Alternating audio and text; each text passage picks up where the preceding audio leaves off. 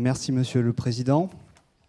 Je vais bien évidemment commencer par remercier les organisateurs, non pas seulement de m'avoir convié, parce que ce n'est pas ce qu'ils ont fait de plus important, mais d'avoir eu le courage d'organiser cette soirée d'études, car il fallait une certaine audace, me semble-t-il, pour consacrer un colloque à ce champ qui est au mieux ignoré et au pire méprisé par une partie des universitaires juristes.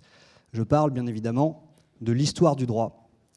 Car ici, vous le savez, les systèmes juridiques que nous allons envisager nous viennent d'une galaxie lointaine, très lointaine, et surtout, cela s'est produit il y a bien longtemps.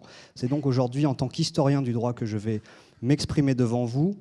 Et le corpus qui a servi à mon étude du statut juridique du droïde est constitué du droit impérial, du droit rebelle, car il me semble qu'il y a un droit rebelle qui n'a pas été évoqué jusqu'ici, du droit républicain, j'entends de l'ancienne et de la Nouvelle République, ainsi que du droit Jedi. Dans ce riche matériau législatif et jurisprudentiel, on trouve de très nombreux éléments relatifs au statut du droïde, et on constate une base commune à tous ces droits, qui est qu'ils ont commencé par considérer le droïde comme une chose, j'allais dire comme une chose ordinaire. Et puis certains droits sont allés vers davantage de raffinement, de sophistication et d'intérêt pour la question du droïde, en considérant ensuite le robot comme une chose à statut particulier, voire, cela avait déjà été suggéré par M. Varocco, l'un des premiers intervenants, voire comme une quasi-personne. Je vais commencer par envisager le droïde pris comme une chose ordinaire par les règles de droit. Dans nos sociétés humaines, les choses constituent tantôt des bienfaits, des richesses, des actifs, tantôt des dangers, des risques. Et le droïde a été appréhendé par le droit civil de l'ensemble de ces systèmes juridiques, parfois comme une richesse, parfois comme un risque. Comme une richesse d'abord, je vais prendre un seul exemple de cette affirmation selon laquelle le droïde est une richesse qui mérite d'être protégée. Vous souvenez-vous de cette scène de l'épisode 4, premier épisode de l'ancienne trilogie, l'une des premières. Luke, jeune fermier, et son oncle Lars se rendent chez les Jawa, il me semble que c'est le nom de cette espèce, ces petits êtres encapuchonnés, pour y acheter de nouveaux droïdes pour les aider dans leur exploitation agricole. Et il se décide assez vite pour C3PO, le droïde de protocole, car il va les aider à discuter avec certaines machines de l'exploitation fermière. Et s'agissant du second droïde, ils hésitent un peu et ils choisissent une unité D2 de couleur rouge qui, finalement, fait quelques mètres et puis implose dans un nuage de fumée, alors que la transaction s'est déroulée, la vente s'est déroulée il y a quelques secondes seulement. Alors Luke, qui a fait un peu de contrats spéciaux, se tourne vers son oncle Lars et lui dit « Oncle Lars, nous allons invoquer la garantie légale des vices cachés, car ici on peut considérer de manière évidente que le vice était antérieur à la vente. Je te propose donc d'exercer notre action rédhibitoire qui constitue peu ou prou une résolution du contrat pour récupérer notre argent et l'utiliser au mieux. » L'oncle Lars, qui n'a pas fait beaucoup d'études, n'a rien compris à cette proposition de Luke.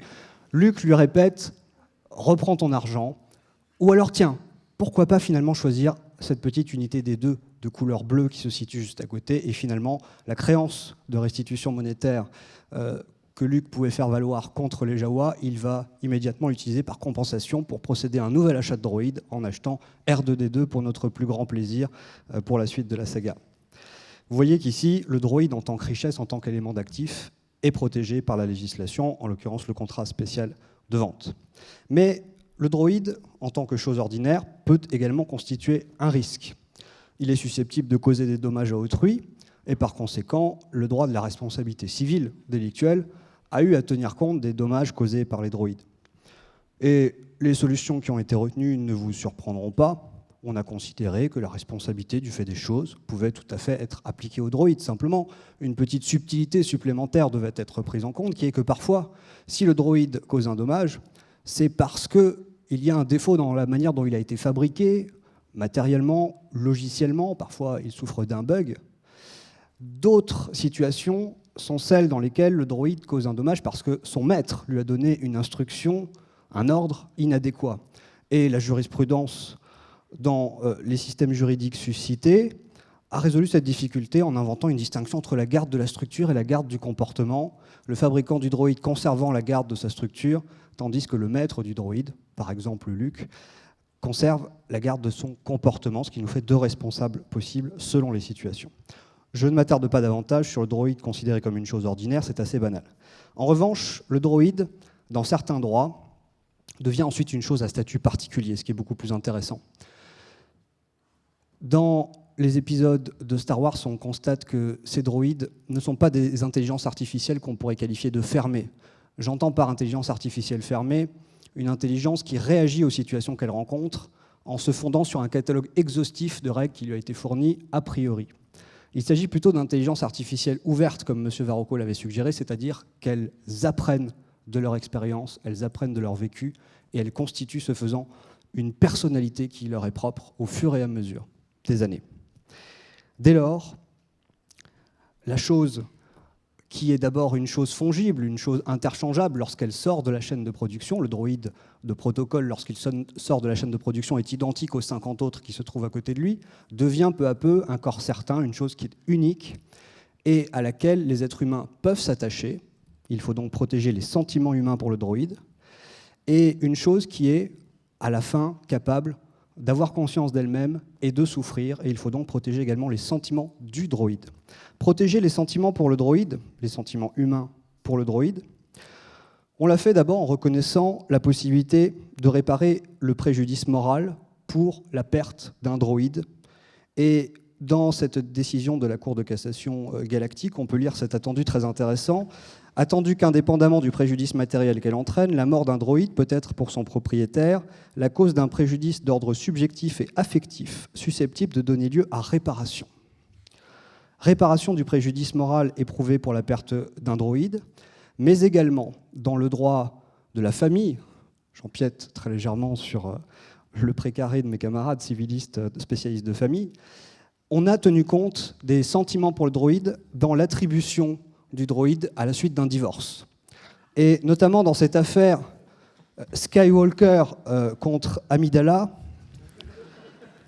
Monsieur Anakin Skywalker prétendait obtenir la propriété et la garde du droïde C3PO au motif qu'il le possédait depuis l'enfance, je cite, s'était occupé personnellement de ses réparations, de son entretien en de multiples occasions et était lié à lui par de forts sentiments d'affection.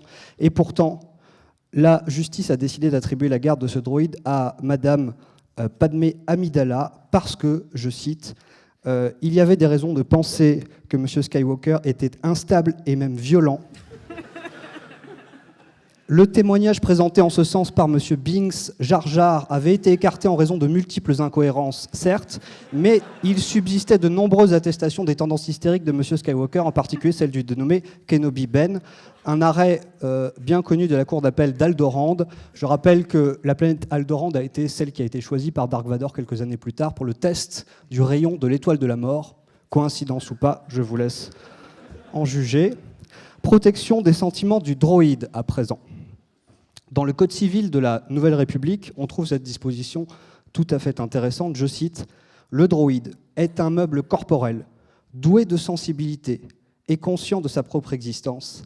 Il doit être traité dignement et affecté à des fonctions compatibles avec les aptitudes qui lui ont été conférées par ses concepteurs. » Exemple d'application jurisprudentielle, un droïde de protocole ne devrait pas être utilisé pour faire le ménage ou servir des cocktails.